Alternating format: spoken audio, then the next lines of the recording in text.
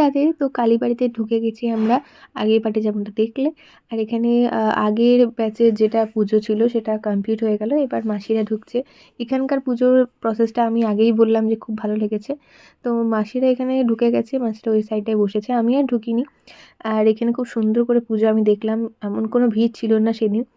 আর পুজো হয়ে যাওয়ার পর তারপরে আমরা বাইরে এলাম, প্রসাদ খেলাম আর ভাবলাম ওখানে একটু মেলায় ঘুরবো। মাসি আর দিদা তো কিছু খাইনি, আমি তো মুড়ি খেয়ে এসেছি। তো আমরা মেলার ভেতরেই খুঁজছিলাম কোনো কচুরি বা ডালপুরির যদি স্টল থাকে তাহলে এখানে খেয়ে নেবো।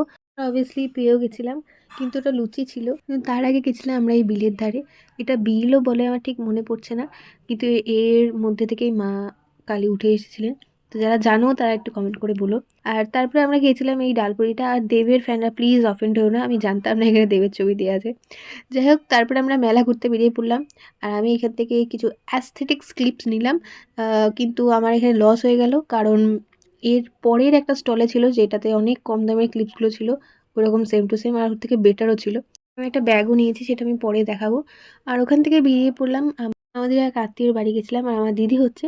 তো ওখানে আমরা লাঞ্চটা সারলাম আর তারপরে ছাদে গেছিলাম। চারিদিকটা পরিক্রমা করতে করতে দেখলাম সবারই ফেভারিট থার। আমারও যে ভালো লাগে না সেটা বলবো না, বাট তার থেকেও ভালো লাগে বাচ্চাদের সাথে গল্প করতে। তাই সেখানে গিয়েও আমার মতো একটা পাবলিককে জোগাড় করে ফেলেছি, গল্প করতেও লেগেছিলাম। তারপর সবাইকে টাটা বাই বাই করে শেষ গন্তব্যস্থলে আমরা প্রস্থান করি। আর আমার নাক দেখে কেউ হেসো না, অত মোটা করে সিঁদুরের টিপ দিলে এটাই হয়। যাই হোক, ভিডিওটা এই পর্যন্তই। ভালো লাগে লাইক শেয়ার সাবস্ক্রাইব করবে। দেখা যাচ্ছে নেক্সট ভিডিওতে। বাই।